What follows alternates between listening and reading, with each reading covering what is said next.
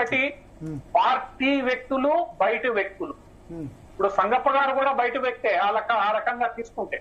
So party వ్యక్తులు, బయట వ్యక్తులు కాదు. పార్టీ ఎదుగుతున్నప్పుడు సంగప్ప గారు బయట వ్యక్తి కాదు, ఎందుకంటే ఆయన వేరే పార్టీలు ఏ పార్టీలో జాయిన్ కావాలి, జర్నలిస్ట్ గా డైరెక్ట్ గా బీజేపీలో జాయిన్ అయ్యారు. బయట వ్యక్తి కాదు, వేరే పార్టీ నుంచి రాలే. లేదు, ఇప్పుడు పార్టీ రైట్ వింగ్ జర్నలిస్టే, నేషనల్ జర్నలిస్టే, అంటే వేరే పార్టీ నుంచి రాలేదు. వేరే పార్టీ నుంచి డైరెక్ట్ గా జర్నలిజం వృత్తి నుంచి డైరెక్ట్ గా వచ్చారు. అందుకని నేను ఏబీవీపీ నుంచి అక్కడి నుంచి ఎదిగి బీజేపీకి వచ్చి మేము సుదీర్ఘ కాలం పనిచేశాం కాబట్టి మేము పార్టీ వ్యక్తులం అన్నాము వాదన ఏదైతే ఉందో, అట్లయితే ఎంతో మంది ఆర్ఎస్ఎస్ వివిధ క్షేత్రాల కార్యకర్తలు 30-35 ఏళ్లుగా అసలు పార్టీ మాది అనుకుంటూ పనిచేసే వాళ్ళు ఉన్నారు. వాళ్ళకి సభ్యత్వం ఉందో లేదో కూడా తెలియదు. ఓకే, ఇప్పుడు పార్టీ ఎదుగుతున్న సందర్భంలో అందరినీ కలుపుకొని వెళ్ళగలిగేటట్లే ఉండాలి. కానీ ఈ రోజు ఒక రకంగా ఒక భావన ఒకటి ఏదైతే గట్టిగా బయటకు వచ్చిందో, వీళ్ళు బయట వాళ్ళు, వీళ్ళు లోపల వాళ్ళు అన్నది, అది పార్టీ ఎదుగుదలకి మంచిది కాదు. ఇప్పుడు కొత్త వాళ్ళని మీరు ఆకర్షించుకోవాలి, కొత్త వాళ్ళని కలుపుకోవాలి, కొత్త వాళ్ళని చేర్చుకొని ముందుకెళ్ళాలి తప్ప కొత్త వాళ్ళు వస్తే మేము పక్కన పెట్టేస్తాం అనే భావన కల్పిస్తే, మీరు కొత్త వాళ్ళు, మీకు సిద్ధాంతాన్ని నేర్పించి మనం కలుపుకోవాల్సిన బాధ్యత మన మీద ఉంది. గిరిధర్ గారు ఏమంటారు? రాజా సింగ్ బయట మీద మీ రియాక్షన్? రాజా సింగ్ గారు ఆఫ్ కోర్స్ ఆయన చాలా స్పష్టంగా చాలా కాలంగా ఆయనను ఇగ్నోర్ చేస్తున్నట్టు ఆయనకు ఫీలింగ్ ఆయన వ్యక్తపరిచారు. కానీ సంగప్ప గారు చెప్పినట్టు తప్పకుండా బీజేపీలో కేడర్ బేస్ పార్టీ అది, దానికి ఒక ఆర్గనైజేషన్ ఉంటుంది. అక్కడికి వెళ్ళి ఆయన చెప్పవలసింది అది, ఎందుకు చెప్పలేదు ఆయన? రెండో విషయము, ఈ నలుగురే గనక ఈ మొత్తం ఇక్కడ చక్రం తిప్పుతూ ఇలాగే నడిపిస్తుందంటే గనక సెంట్రల్ లీడర్షిప్ ఊరుకుంటుందా? వెంకయ్య నాయుడు లాంటి పెద్ద దిగ్గజ నేతనే ఆయన పక్కన పెట్టేశారు వాళ్ళు. అక్కడ ఉత్తరప్రదేశ్ లో మనం చూస్తే గనక ఆల్మోస్ట్ మొత్తం లీడర్షిప్ ని పక్కన పెట్టారు. మీకు కల్రాజ్ మిశ్రా, వినయ్ కటియార్, మనకు రాజ్నాథ్ సింగ్, ఇలా మొత్తం అక్కడ ఉన్నటువంటి పాత లీడర్షిప్ అందరినీ పక్కన పెట్టారు. పెద్ద పెద్ద దిగ్గజ నేతలందరినీ పక్కన పెట్టారు. ఎవరో ఊరు పేరు తెలియనటువంటి వ్యక్తులు. ఇన్ఫాక్ట్ అప్పుడు గెలిచినప్పుడైతే చీఫ్ మినిస్టర్ క్యాండిడేట్ కూడా తెలియదు. 10 రోజుల తర్వాత యోగి ఆదిత్యనాథ్ పేరు అనౌన్స్ చేశారు. కాబట్టి సెంటర్ వీళ్ళు చేసేటువంటి పాలిటిక్స్ ని అలాగే చూస్తూ ఊరుకుంటుంది, అపేక్షిస్తుంది అనుకోవడం రాజాసింగ్ గారి అభియోగం చాలా తప్పది. ఎందుకంటే వాళ్ళకి తెలుసు ఎప్పుడు ఎలా వ్యవహరించాలి, దీని దృష్టిలో వ్యవహరించాలని వాళ్ళు బాగా తెలుసు. రెండవది, ఇందాక సారథి గారు చెప్పిన విషయంలో మనకు లాస్ట్ 4 నెలల్లో ఎవరైనా చేంజ్ చేస్తే కానీ దానివల్ల మనకు పొలిటికల్ గా లబ్ధి చెందలేము, అది దానివల్ల లాభం ఉండదు అని చెప్పారు. హర్యానాలో లాస్ట్ మినిట్ లో ఎందుకు చేంజ్ చేస్తుంది మన భారతీయ జనతా పార్టీ? హర్యానాలో ఆల్మోస్ట్ బీజేపీ అన్నది గెలవదు, కాంగ్రెస్ గెలుస్తోంది. ఎవరికి పోర్ట్ఫోలియో ఒక చిన్న కరెక్షన్ అండి. హర్యానాలో చీఫ్ మినిస్టర్ క్యాండిడేట్ ఏం చేశారు, పార్టీ అధ్యక్షుడిని చేయలేదు. మీరు మాట్లాడిన నేను అసలు ఇంటరప్ట్ చేయలేదు, నేను చెప్పాక మీరు చెప్తారు. సో కాబట్టి హర్యానాలో కటియార్ ని లాస్ట్ మినిట్ ఎందుకు తీశారు? ఆయన నేతృత్వం వహించినటువంటి వ్యక్తిని ఆయన ఎందుకు తీశారు? అలాగే మనకు మధ్యప్రదేశ్ లో శివరాజ్ సింగ్ చౌహాన్, రాజస్థాన్ లో మనకు వసుంధరా రాజే, వీళ్ల ఆధ్వర్యంలోనే ఎన్నికలు జరిగి వాళ్ళిద్దరికి చీఫ్ మినిస్టర్షిప్ పట్టా కట్టలేదు. కాబట్టి బీజేపీని మీరు లాస్ట్ 4 నెలల్లో ఎవరికో ఇస్తే కనుక వాళ్ళు ఏదో కంప్లీట్ క్లీన్ స్లేట్ నుంచి వాళ్ళు ఎన్నికలు గెలవాలి అన్న పరిస్థితి లేదు. వాళ్ళకి ఓడిపోతున్న ఎలక్షన్ కూడా హర్యానాలో గెలిచింది బీజేపీ. కాబట్టి వాళ్ళ యొక్క లాస్ట్ మినిట్ లో వాళ్ళు ఎటువంటి వ్యూహం వాళ్ళకు పనిచేస్తుందని అనుకుంటారో దాన్ని పడతారు. రేపటి రోజు రామచంద్రరావు గారిని ఎన్నికల దాకా ఉంచాలి అని అనుకుంటే ఉంచుతారు, లేదు ఇంకెవరైనా రీప్లేస్ చేయాలంటే రీప్లేస్ చేస్తారు. దీనికి ఏదో ఒక క్విక్ ఫిక్స్ సొల్యూషన్ ఉండదు. ఎవరు నేతృత్వం లేకుండా చీఫ్ మినిస్టర్ క్యాండిడేట్ అనౌన్స్ చేయకుండా చాలా స్టేట్స్ గెలిచారు వాళ్ళు. అలాగే కొన్ని స్టేట్స్ లో చీఫ్ మినిస్టర్షిప్ అనౌన్స్ చేసి కూడా ఓడిపోయారు. ఢిల్లీలో కిరణ్ బేదీని అనౌన్స్ చేశారు, ఓడిపోయారు. కాబట్టి వాళ్ళు భారతీయ జనతా పార్టీ వాళ్ళు చేసిన తప్పులని తొందరగా సరిదిద్దుకునేటువంటి ఒక క్షమత వాళ్ళలో ఉంది. కాబట్టి ఈ ఎన్నికలు గెలుస్తున్నారు. ఓడిపోయిన ఎన్నికల్లో ఎందుకు గెలుస్తున్నారంటే వాళ్ళు ఇమ్మీడియట్ గా కరెక్ట్ చేసుకోగలరు. ఇక్కడ అటువంటిది ఏదైనా తప్పిదం జరిగితే తప్పకుండా వాళ్ళు మళ్ళీ దాన్ని స్పందించి దాని గురించి ఏదో స్టెప్స్ తీసుకొని తీరుతారు. అదే అలాంటిది కానే కాదు. కాబట్టి కార్యకర్తలు అన్నది మనకు అందరూ ఏబీపీ నుంచి వచ్చిన వాళ్ళు ఏం కాదు. హేమంత్ బిశ్వ శర్మ నుంచి ఎక్కడి నుంచి వచ్చారు? ఆయన కాంగ్రెస్ నుంచి వచ్చారు. అలా చాలా మంది ఇక్కడ వేరే పార్టీ నుంచి వచ్చిన వాళ్ళు బీజేపీలో చాలా మంది ఉన్నారు. వాళ్ళకి గౌరవప్రదమైనటువంటి స్థానాలు కూడా ఉన్నాయి. మనకు అరవింద్ ఎక్కడి నుంచి వచ్చారు? కాబట్టి అందరూ ఏబీవీపీ నుంచి వచ్చిన వాళ్ళు, సంఘం నుంచి వచ్చిన వాళ్ళు. అరవింద్ కూడా ఏ పార్టీ లేదు డైరెక్ట్ గా, అరవింద్ కూడా పొలిటికల్ గా ఏ పార్టీ లేదు డైరెక్ట్. వాళ్ళ ఫాదర్ కాంగ్రెస్ గారు, ఆయన కాంగ్రెస్ మెంబర్షిప్ లేదు కదా, డైరెక్ట్ బీజేపీ. కాంగ్రెస్ ఫ్యామిలీ నుంచి వచ్చారు, కాంగ్రెస్ ఫ్యామిలీ నుంచి వచ్చారు.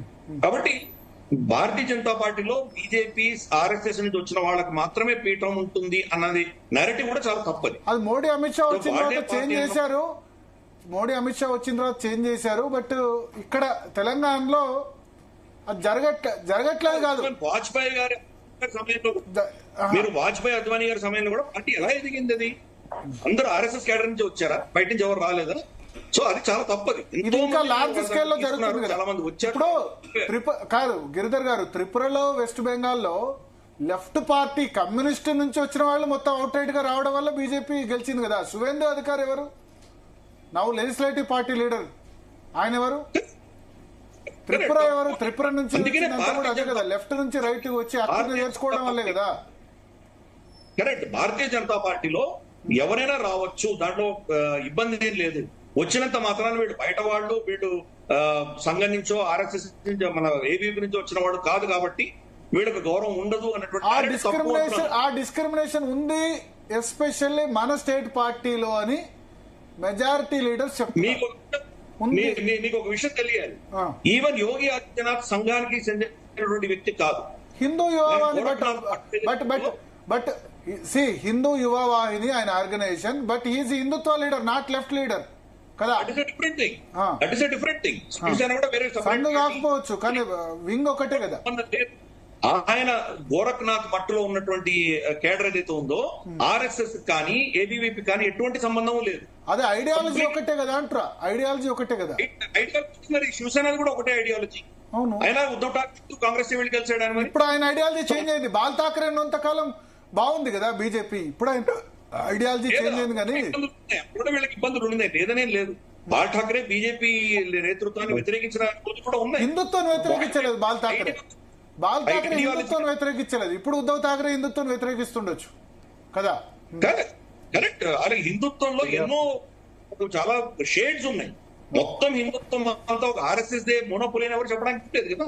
దీంట్లో ఎన్నో షేడ్స్ ఉన్నాయి. దాంట్లో ఆర్ఎస్ఎస్ ని వ్యతిరేకించేటువంటి హిందుత్వ షేడ్స్ కూడా చాలా ఉన్నాయి. లేవని మనం ఎలా అంటున్నాం మనం. కాబట్టి మనం ఆ దృష్టిలో చూడకూడదు. ఇప్పుడు రాజాసింగ్ గారు ఉన్నారు, ఆయన తెలుగుదేశం పార్టీ నుంచి వచ్చారు. ఆయన తెలుగుదేశం పార్టీ నుంచి బీజేపీకి వచ్చారు. ఇప్పుడు బీజేపీ క్లారిఫికేషన్ చేశారు. అప్పుడు బీజేపీ టికెట్ అడుగుతూ ఇవ్వలేదు మంగళహాట్, నాకు టీడీపీ ఇచ్చింది, గెలిచాను, గెలిచిన తర్వాత నాకు ఇష్టమైన పార్టీ ఇదే కాబట్టి అది టికెట్ అడుగుతూ ఇవ్వలేదు. ఎందుకంటే అప్పుడు చాలా చిన్న వ్యక్తి కదా రాజాసింగ్, ఎవరు తెలియదు మంగళహాట్ కార్పొరేటర్ గెలిచేంత వరకు కూడా. అంటే ఆయన వ్యక్తిగతమైన ఇంట్రెస్ట్ కోసం ఏ పార్టీ అయినా అప్పుడు షిఫ్ట్ అయిన దాన్ని మనం జస్టిఫై చేస్తాం. బట్ ఆయన ఐడియాలజీ చేంజ్ కాలే కదా, హిందుత్వ ఐడియాలజీతోనే కదా. అంటే ఏదో పార్టీ నాకు ఎవరు టికెట్ ఇస్తే వాళ్ళ దగ్గర వెళ్తామంటారు ఆయన. స్టార్ట్ అయింది టీడీపీ మంగళహాట్ అన్నప్పుడు, అప్పుడు బీజేపీ టికెట్ ఇవ్వలేదు, గెలిచి దీనిలోకి వచ్చారు. ఇప్పుడు మళ్ళీ గెలిచి మాత్రం వెళ్ళిపోతున్నారు కదా మీరు. గెలిచి దీనిలోకి వచ్చారు అంటారా. ఆయన మొదటి నుంచి అదే వాదం కదా. సీట్ ఇవ్వకపోతే మళ్ళీ ఎన్నికల్లో సీట్ ఇవ్వకపోతే అప్పుడు వేరే విషయం. పాయింట్ ఏంటంటే పాలిటిక్స్ లో ఐడియాలజీ అనేది ముందర చెప్పడానికి మాత్రమే ఉంటుంది, కానీ అల్టిమేట్ గా వ్యక్తిగతమైనటువంటి లాభాల కోసమే చూసేటువంటి పరిస్థితి వచ్చినప్పుడు ఈ ఇబ్బందులన్నీ వస్తాయి. మనకు ప్రాబ్లం అంతా అక్కడ వస్తుంది. రాజాసింగ్ గారు ఆయన రిజైన్ చేసిన తర్వాత బీజేపీ పార్టీ ఆఫీస్ లో కూర్చొని ఇటువంటి కార్యక్రమం ప్రెస్ మీట్ లో ఆయన అంత ఓపెన్ గా చెప్పడం అన్నది మరి ఏ కార్యకర్త చేస్తారో, ఏ పార్టీ ఒప్పుకుంటుంది? మరి ఆయన చేసింది ఒకటి సార్. గిరిధర్ గారు, ఒకటి నేను ఎందుకు లాస్ట్ 2-3 days గా చర్చలు పెడుతున్నా అంటే, నిజంగా ఇప్పుడు జర్నలిస్ట్ గా డెఫినెట్ గా న్యూట్రల్ గా ఉండాలి.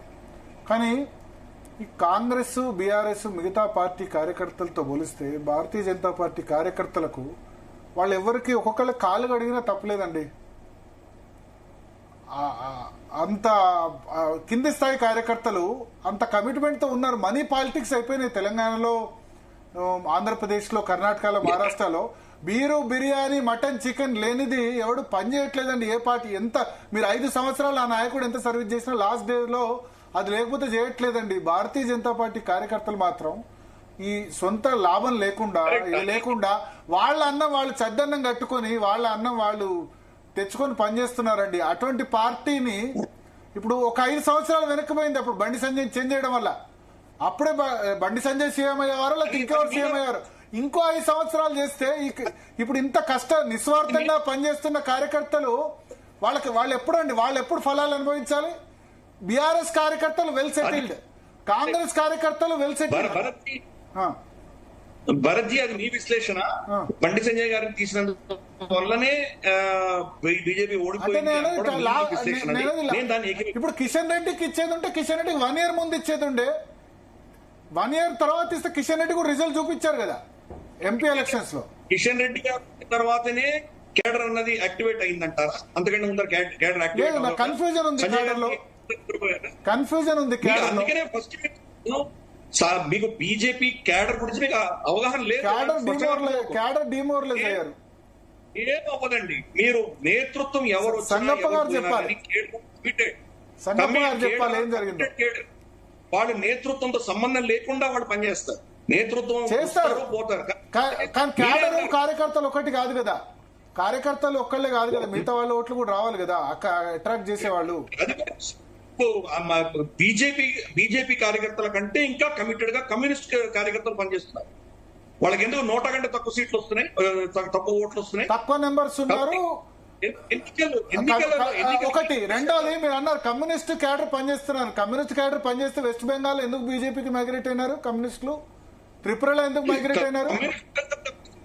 అదే అందుకే చెప్తున్నాను మీకు, కేడర్ పనిచేసినంత మాత్రాన మీరు ఎన్నికలు గెలుస్తారనుకోవడం చాలా తప్పు. ఎన్నికల ఈక్వేషన్ చాలా వేరే ఉంటాయి. మీకు వెస్ట్ బెంగాల్ లో కార్యకర్తల త్యాగాల్ని, నా ఉద్దేశం ఏంటంటే కార్యకర్తల త్యాగాల్ని, వెస్ట్ బెంగాల్ గురించి చెప్పారు కాబట్టి నేను చెప్పనివ్వండి. వెస్ట్ బెంగాల్ లో ఓట్ బేస్ అంతా కూడాను ఊకమ్మడిగా తృణమూల్ కి షిఫ్ట్ అయింది. ఇదివరకు కమ్యూనిస్టులు వేసేటువంటి ఓటు బ్యాంక్ అంతా కూడాను Muslim vote bank 33%, 32% vote bank ఊకమ్మడిగా కమ్యూనిస్టుల నుంచి మమతా బెనర్జీకి షిఫ్ట్ అయింది. హిందూ ఓట్ల 10% వస్తే చాలు, ఆవిడ గెలుస్తుంది. గతంలో అదే ఈక్వేషన్ తోటి కమ్యూనిస్ట్ గెలిచేవాడు. వాళ్ళు ఈ రోజు కమ్యూనిస్ట్ పార్టీని వదిలేసి ఈవిడ దగ్గరికి వెళ్ళారు. సో ఆ ఈక్వేషన్ వేరే. కమ్యూనిస్ట్ పార్టీ ముస్లిం కాంగ్రెస్ కూడా వేసేవాళ్ళండి, నాట్ ఓన్లీ కమ్యూనిస్టు.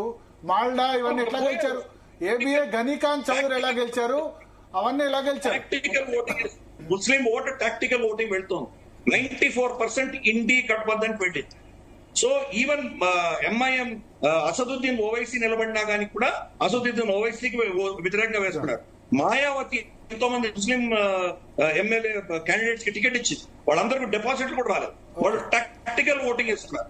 అక్కడ హిందూ ఎస్పీ నుంచి వచ్చినటువంటి హిందూకి ఓటేశారు కానీ బిఎస్పీ నుంచి వచ్చిన ముస్లింకి ఓటేయలేదు. కాబట్టి ఒక టాక్టికల్ ఓటింగ్ జరుగుతుంది. బీజేపీని ఓడించాలన్నట్టు ఓటింగ్ జరుగుతుంది అక్కడ. కాబట్టి తృణమూల్ కాంగ్రెస్ కి ఊకమ్మడిగా ఓటు వెళ్ళింది. కాబట్టి ఎలక్టోరల్ విక్టరీ ఆధారంగా మీరు చెప్పడానికి వీల్లేదు. కేడర్ పనిచేస్తున్నారు. బీజేపీ కేడర్ కావచ్చు, కమ్యూనిస్ట్ కేడర్ కావచ్చు, చాలా అద్భుతంగా వాళ్ళు పనిచేస్తారు. నేతృత్వం వస్తుంది, నేతృత్వం చేంజ్ అవుతుంది. బీజేపీలో ఎవరు కూడా 2 టర్మ్స్ కంటే ఎక్కువ ఉండరు. వాళ్ళు మారిపోయిన తర్వాత మళ్ళీ ఇంకెవరో వస్తారు. ఇది చాలా సహజమైనటువంటి ఒక సిస్టమ్ బీజేపీలో ఉన్నది. కాబట్టి పెద్ద పెద్ద దిగ్గజ నేతలే మారిపోయారు, వేరే వాళ్ళు వచ్చారు, ఊరు పేరు తెలియనటువంటి వాళ్ళు వచ్చారు. నిజంగా చెప్పాలంటే జేపీ నడ్డా గారు, ఆయన ఎవరో కూడా ఎవరికి తెలియదు ఆయన వచ్చినప్పుడు. హిమాచల్ ప్రదేశ్ లో మంత్రి, అధ్యక్షుడు సార్, కేంద్ర మంత్రి కదా, ఏదో national health minister national health minister అండి అధ్యక్షుడయ్యే సమయానికి. పెద్ద పెద్ద దిగ్గజ నేతలు ఎవరు లేకుండా కూడా అది సిస్టమ్ పనిచేస్తుంది. కాబట్టి జేపీ నడ్డా లాంటి వ్యక్తి కూడా అప్పటికే 2 సార్లు రాజ్యసభ ఎంపీ, కేంద్ర మంత్రి. మీరు నితిన్ గడ్కరీ విషయం రాష్ట్ర మంత్రి ఎలివేట్ చేశారంటే ఓకే. అలాగా రాజ్యసభ ఎంపీలు కానీ, లోక్సభ ఎంపీలు కానీ, లేదా రాష్ట్రాల్లో మంత్రులుగా పనిచేస్తున్న వాళ్ళు కోకొలనుకున్నారు బీజేపీ. వాళ్ళందరూ వచ్చిన కేంద్ర మంత్రి ఏంటో జాతీయ కేంద్ర కేబినెట్ లో 5 సంవత్సరాల పాటు హెల్త్ మినిస్టర్ చేసిన వ్యక్తి తక్కువ ఎట్లా అవుతారు? కేంద్ర మంత్రుల పేర్లే మీకు ఒక 50 పేర్లు చెప్తాను, అవన్నీ గుర్తుంటాయి మనకు. అసలు ఎంతో మంది రాజస్థాన్ నుంచి, షెకావత్, వాళ్ళు వీళ్ళు చాలా మంది వస్తారు. గడ్కరీని డైరెక్ట్ గా స్టేట్ నుంచి తీసుకొచ్చారంటే ఓకే. పేరు వాళ్ళకి పెద్ద పేరు ఉన్నా లేకపోయినా సిస్టమ్ అనేది పనిచేస్తుంది, కేడర్ పనిచేస్తుంది, ఒక ఆర్గనైజ్ స్ట్రక్చర్ గా పనిచేస్తుంది. కాబట్టి బీజేపీ దాంట్లో మీరు అన్నదానికి ఒక కాంట్రడిక్ట్ పాయింట్ చెప్తాను. అమిత్ షా, రాజ్నాథ్ సింగ్ అధ్యక్షుడు ఉన్నప్పుడు 281 వచ్చాయి. అమిత్ షా ఉన్నప్పుడు 301 వచ్చింది, నడ్డా వచ్చేసరికి 240 సీట్లు వచ్చాయి. అండ్ అమిత్ షా అధ్యక్షుడిగా ఉన్నప్పుడు 21 రాష్ట్రాల్లో పార్టీ అధికారంలో ఉంది. ఇప్పుడు ఎన్ని రాష్ట్రాలు తగ్గాయో మీకు తెలుసు. తేడా కనబడుతుంది కదా అమిత్ షా అధ్యక్షుడు ఉన్నప్పుడు, నడ్డా అధ్యక్షుడుగా ఉన్నప్పుడు. మీరు ఒక రాష్ట్ర అధ్యక్షుడు మాత్రం ఆధారంగానే ఎన్నికల్లో జయాపజయాలు. జాతీయ అధ్యక్షుడి గురించి మీరు చెప్పినప్పుడు నేను చెప్తున్నా కంపారిజన్. 301 సీట్స్ ఎక్కడ, 241 సీట్లు ఎక్కడ? అయితే మోడీ ఫెయిల్యూర్ కావాలి, లేకపోతే అధ్యక్షుడు ఫెయిల్యూర్ కావాలి. అయితే మోడీ ఫెయిల్యూర్ కావాలి, లేకపోతే అధ్యక్షుడు ఫెయిల్యూర్ కావాలి. 240 చాలా ఈక్వేషన్స్ ఉంటాయి అక్కడ, చాలా ఎలక్టోరల్ పాలిటిక్స్, చాలా ఎలక్టోరల్ ఈక్వేషన్స్ లో మార్పులు. ఒక కాలర్ తీసుకుందాం, ఒక కాలర్ తీసుకుందాం, ఎందుకంటే కార్యకర్తల అభిప్రాయాలు కూడా ముఖ్యం. రాజశేఖర్ గారు లైన్ లో ఉన్నారు. రాజశేఖర్ గారు చెప్పండి. నమస్కారం భరత్ గారు. నమస్కారం, చెప్పండి సార్. ఇప్పుడు అటు ఇటు అయితే బీజేపీ గురించి చర్చలు పెడతారు. కొండా సురేఖ భర్త కాంగ్రెస్ గురించి విమర్శిస్తే వాళ్ళ గురించి చర్చలు పెట్టారు. కవిత తండ్రికి లెటర్ రాస్తే ఆమె గురించి చర్చలు పెట్టారు. కుటుంబం మీరు అయిన తర్వాత మీ నెంబర్ ఇవ్వండి. మీ నెంబర్ ఇస్తే కనుక అన్ని చర్చల క్లిప్పింగ్స్ పంపిస్తారు మా వాళ్ళు రాజశేఖర్ గారు. ఓకే సార్, ఒక్క నిమిషం సార్. మేము ఆ రోజు వార్తలో ఏది ఉంటే అది పెడతామండి. ఓకే రాజశేఖర్ గారు, ఏది చర్చలు పెట్టాలి ఏది పెట్టొద్దు అనేది రాజశేఖర్ గారు డిసైడ్ చేసేది మీరు కాదు. ఓకే, మీరు క్వశ్చన్ ఏమైనా ఉంటే ప్యానలిస్ట్ అడగండి. మీరు క్వశ్చన్ ఏమైనా ఉంటే ప్యానలిస్ట్ అడగండి. Thank you. రైట్. ఓకే, కొండా మురళి గురించి కవిత లెటర్ రాసిన చర్చల గురించి ఇక్కడ ప్యానెల్లో రోజు అటెండ్ అయిన వాళ్ళు ఉన్నారు. ఇరాన్ ఇజ్రాయెల్ గురించి కూడా చర్చలు పెట్టేవి, ఎందుకు పెట్టలేదు? మీకు ఆ క్లిప్పింగ్స్ పంపిస్తారు. మీరు ప్యానెల్లో ఏమైనా క్వశ్చన్ ఉంటే అడగండి, కానీ నేను ఏ చర్చలు పెట్టాలని మీరు మాకు సజెస్ట్ చేయకండి. Okay, that is our editor call. Last 3 రోజులుగా బీజేపీలో జరుగుతున్నాయి ప్రధాన శీర్షికల్లో ఏ పత్రిక చూసినా అది ఉంది. ఫోన్ ట్యాపింగ్ గురించి చర్చ పెట్టినప్పుడు బీఆర్ఎస్ వాళ్ళు ఇట్లే అన్నారు, ఫోన్ ట్యాపింగ్ తప్ప వేరే ఏ టాపిక్ లేదా అని. ప్రజలకు ఏది ఇంట్రెస్ట్ ఉంటే ఏది ఎక్కువ చూస్తే అది పెడతాం. చర్చలు ఏది ఎవరు పెట్టాలనేది మీరు డిసైడ్ చేయడానికి మీరు మీ ఒక్క ఒపీనియన్ కావచ్చు. ఈ చర్చను వేలాది మంది చూస్తున్నారు, వేలాది మంది సర్క్యులేట్ చేస్తున్నారు. ఓకే, సంగప్ప గారు ఒక విషయం, ఇప్పుడు బండి సంజయ్ని 2023 జూలైలో మార్చడం వల్ల పార్టీ మీద ఎఫెక్ట్ పడలేదా? ఇప్పుడు పార్టీ స్పోక్స్ పర్సన్ గా కాకుండా జర్నలిస్ట్ గా చెప్పండి. అంటే రాజకీయ సమీకరణలు వివిధ సందర్భాలను బట్టి మారుతుంటాయి. అందులో జర్నలిస్ట్ గా ఆయన కూడా అదే మాట చెప్తాను. ఇప్పుడు కొన్ని సందర్భాల్లో అప్పుడు ఉన్నటువంటి పరిణామాల్లో మార్పులు వస్తుంటాయి, కాదనని నేను. అక్కడ ఉన్నటువంటి పరిస్థితి అవన్నీ ఒక పొలిటికల్ ఈక్వేషన్ మీద ఒకటి పని చేస్తాను చెప్పలేము. 2-3 ఇష్యూస్ ఉంటాయి. ఒకటి, కాంగ్రెస్ ఆ టైంలో సంజయ్ గారు మార్చడం వల్ల జరిగింది ఏంటంటే, సంజయ్ గారు మార్చిన మరుక్షణం కాంగ్రెస్ ఒక నరేషన్ తీసుకున్నది. కాంగ్రెస్ ఏం చేసిందంటే బీజేపీ బీఆర్ఎస్ 2 ఒకటే, అందుకే సంజయ్ గారు మార్చారు అని ఒక నరేషన్ తీసుకుంది. ఆ నరేషన్ మేము బాగా తిప్పి కొట్టలేకపోయినా అనిపించింది నాకు కూడా. లేకపోతే అంటే ప్రజల్లో వాళ్ళ అబద్ధ ప్రచారాన్ని బాగా గట్టిగా తీసుకెళ్లగలిగారు అన్న వాళ్ళు కాంగ్రెస్ వాళ్ళు సక్సెస్ అయినారు. బీజేపీ బీఆర్ఎస్ 2 ఒకటే అనేటువంటి ఆ ప్రచారం ఇప్పుడు సేమ్ అదే ప్రచారం వస్తుంది. ఇప్పుడా కోసమని పబ్లిక్ అర్థమైపోయింది కదా. ఆ తర్వాత వాళ్ళు ఎంపీ ఎలక్షన్ లో కూడా అదే ప్రచారం చేసేది. ఫస్ట్ ఒకసారి నమ్మారు, ఎంపీ ఎలక్షన్ లో జనం నమ్మలేదు. ఎంపీ ఎలక్షన్ లో జనం నమ్మలేదు. 8 మంది ఎంపీలు ఇచ్చారు, ఇంకా కొన్ని 2 ఎంపీలు అయితే చాలా దగ్గరలో పోయినాయి. సెకండ్ టైం జనం నమ్మలేదు, ఒకటేసారి ప్రజలు నమ్ముతారు. కాబట్టి అప్పుడున్న పరిస్థితులు ఒక్కొక్కసారి కొన్ని పని చేస్తాయి. అందులో కొన్నిసారి అబద్ధపు ప్రచారం ఒకటేసారి పనిచేస్తుంది. ఎమ్మెల్యే ఎలక్షన్ లో పనిచేసింది, ఎంపీ ఎలక్షన్ లో పని చేయలేదు. అది మెయిన్. బండి సంజయ్ అధ్యక్షుడిగా ఉన్నప్పుడు పార్టీలో జాయినింగ్స్ జరిగాయి. ఆయన రిజైన్ చేయగానే పార్టీలోంచి వెళ్లిపోయినారు. మళ్ళీ అసెంబ్లీ ఎన్నికల తర్వాత మళ్ళీ కొద్దిమంది పార్లమెంట్ ఎన్నికల ముందు మోడీ హవా చూసుకొని మళ్ళీ పార్టీలో జాయిన్ అయ్యారు. ఈ 8 మంది గెలిచిన తర్వాత లాస్ట్ 1.5 year లో స్తబ్దుగా ఉంది. ఎవరు బీజేపీ క్యాడర్లు జాయిన్ కాలేదు. అంటే నాయకులు కూడా ఏ పార్టీ ఎటువైపు స్వింగ్ లో ఉంటే అటు అవుతారు. మొన్న కాంగ్రెస్ గెలవగానే 10 మంది ఎమ్మెల్యేలు బీఆర్ఎస్ వైపు నుంచి వెళ్ళిపోయారు. అయిపోయింది, 17% ఓటు బ్యాంకు బీఆర్ఎస్ పని కేల్ కథం అనుకున్నారు. మళ్ళీ వాళ్ళు రిటర్న్ రావాలని వాళ్ళు చూస్తున్నారు. ఇప్పుడు రాబోయే 1-2 years లో ఎంతమంది బీజేపీలో జాయిన్ అవుతారు, ఇప్పుడు ఎంపీటీసీలు జడ్పీటీసీలు మీరు ఎన్ని చోట్ల గెలుస్తారు దాన్ని బట్టి కూడా తెలుస్తుంది. ఇప్పుడు పంచాయతీ ఎలక్షన్స్ ఉన్నాయి కదా. ఖచ్చితంగా ఇప్పుడు లోకల్ బాడీ ఎలక్షన్ లో బీజేపీ మంచి పర్ఫార్మెన్స్ చేస్తుంది ఒకటి. రెండోది, మీరు జాయినింగ్స్ గురించి అన్నారు కాబట్టి ఎంపీ ఎమ్మెల్యే ఎలక్షన్ ఎన్నికల ముందే జాయినింగ్స్ ఎక్కువగా ఉంటాయి. ఎవరో పార్టీ ఎన్నికలు లేనప్పుడు జాయిన్ అయినారు బండి సంజయ్ ఎన్నికలు అంటే ఏ ఎన్నికలు లేకముందు 2021లో ఏ ఎన్నికలు లేకముందే జాయిన్ అయ్యారు. వివేక్ గారు జాయిన్ అయ్యారు, రాజగోపాల్ రెడ్డి జాయిన్ అయ్యారు. ఎన్నికలకు 2 సంవత్సరాల ముందే జాయిన్ అయ్యారు. జితేందర్ రెడ్డి జాయిన్ అయ్యారు, చాలా మంది జాయిన్ అయ్యారు కదా. ఇప్పుడు కూడా జాయినింగ్స్ ఉంటాయి, ఖచ్చితంగా జాయినింగ్స్ ఉంటాయి. లోకల్ బాడీ ఎలక్షన్ లో బీజేపీ మంచి సంగప్ప గారు కూడా జాయిన్ అయినారు అప్పుడు. అవును కదా, ఏ ఎన్నిక లేకముందే జాయిన్ అయినారు కదా. అంటే ఎలక్షన్ ముందు ఎక్కువ జాయినింగ్స్ ఉంటాయి అంటారు. మామూలు టైంలో కూడా జాయినింగ్స్ ఉంటాయి, ఎలక్షన్ సమయంలో ఎక్కువగా ఉంటాయి. ఎలక్షన్ అయిపోయిన తర్వాత ఎంపీ ఎమ్మెల్యే 2 ఎలక్షన్ అయిపోయిన తర్వాత ఇంకా 5 ఏళ్ళ టైం ఉంది కదా అనుకుంటారు ఎవరైనా సరే జాయినింగ్స్ సంబంధించి. ఇప్పుడు జాయినింగ్స్ ఖచ్చితంగా ఉంటాయి. బీజేపీ వైపు జనం అందరు చూస్తున్నారు ఇప్పుడు, అట్లేం లేదు. తర్వాత ఇంతకుముందు పార్సారథి గారికి ఒక క్లారిటీ ఇస్తాను నేను. అంటే నాకంటే వాళ్ళు సీనియర్ జర్నలిస్టు, పైగా ఇద్దరు కూడా అక్కడ ఉన్న పెద్దలు ఇద్దరు జాతీయవాదులే. భారతీయ జనతా పార్టీ 100% మేము మెజారిటీ అందరు జాతీయవాదులే. జాతీయవాదులు లేకుండా చర్చ పెట్టట్లేదు. వేరే వాళ్ళని ఇది ఏంటంటే జాతీయవాదుల మధ్య చర్చనే. అదే సార్ అంటే పార్సారథి గారు ఒక జాతీయ, ఇంక్లూడింగ్ శ్రీధర్ రెడ్డి గారు కూడా ఇప్పుడే శ్రీధర్ రెడ్డి గారు జాయిన్ అయ్యారు. బీఆర్ఎస్ లో ఉన్న ఆయన కూడా జాతీయవాదే. అఖిల భారతీయ విద్యార్థి పరిషత్ ఆయన బీజేపీ అధికార ప్రతినిధిగా ఉండే, అధికార ప్రతినిధిగా ఉండే. మేము 100% ఇప్పుడు సెక్యులర్ పేరుతో కేవలం మైనారిటీ వర్గాన్ని కొమ్ము కాస్తూ మెజారిటీ వర్గాన్ని నష్టం కలిగిస్తున్నటువంటి ఈ పరిస్థితుల్లో బరోబర్ మేము భారతీయ జనతా పార్టీ మెజారిటీ వర్గం యొక్క ఆంక్షల పైన కూడా పోరాటం చేస్తుంది. హిందుత్వం మా ఎజెండా, మాది nation first. Bharatiya Janata party nation first, దేశమే మాకు ముఖ్యం. ఆ తర్వాత విషయానికి వచ్చినట్టయితే హిందుత్వం విషయంలో మేము ఎప్పుడు వెనకకి తగ్గలేదు. ఇప్పుడు ఎలక్షన్ ముందు ఒకవేళ, ఎలక్షన్ తర్వాత ఒకవేళ ఎప్పుడు మాట్లాడలేదు. సంగప్ప గారు ఇప్పుడు మొన్నటి వరకు బీసీ నాయకుడే బీజేపీ అధ్యక్షుడు అవుతారని కూడా ప్రచారం జరిగింది. చివరి నిమిషంలో అధిష్టానం తన ఆలోచన మార్చుకుంది. అంటే బీసీ అధినాయకత్వం తీసుకున్న నిర్ణయం ఏంటంటే బీసీ సంఘాలు, బీసీ నాయకుల అసంతృప్తి మిగిల్చింది కదా. మరి ఏంటి, బీజేపీ అయినా బీసీకి ప్రియారిటీ ఇస్తుందా లేదా?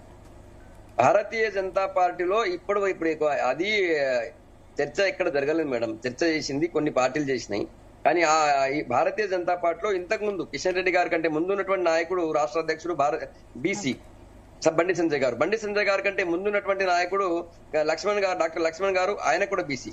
అంతకంటే ముందు కిషన్ రెడ్డి గారు, ఆ తర్వాత అంతకంటే ముందు ఉన్నటువంటి బండా దత్తాత్రేయ గారు బీసీ. ఉమ్మడి రాష్ట్రంలో చలపతిరావు గారు బీసీ.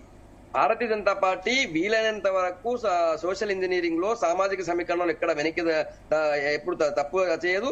ముఖ్యంగా బడుగు బలహీన వర్గాలకు పెద్దపీట ఇస్తుంది. మొదటిసారి భారతదేశ చరిత్రలో నరేంద్ర మోడీ గారు ప్రధానమంత్రి అయిన తర్వాత కేంద్ర కేబినెట్ లో 27 మంది బీసీలకు అవకాశం ఇచ్చింది. ఇది భారతదేశ చరిత్రలో ఎప్పుడు జరగలేదు. కాంగ్రెస్ పార్టీ అందులో సగం మంది కూడా చాలా సార్లు, సగం సంఖ్య మంది కూడా చాలా సార్లు ఇవ్వలేదు. 27 మంది ఒకటేసారి భారతీయ జనతా పార్టీ బీసీ ఎంపీలని కేంద్ర కేబినెట్ లో కూర్చోబెట్టింది. బీసీల పట్ల భారతీయ జనతా పార్టీకి ఉన్నటువంటి నిబద్ధత అది. ఒకసారి ఒకరికి వస్తుంది, రెండోసారి ఇంకొకరికి వస్తుంది. మొదటిది. రెండోది, ఇప్పుడు భారతదేశాన్ని వెళ్తున్నటువంటి నరేంద్ర మోడీ గారు బీసీ.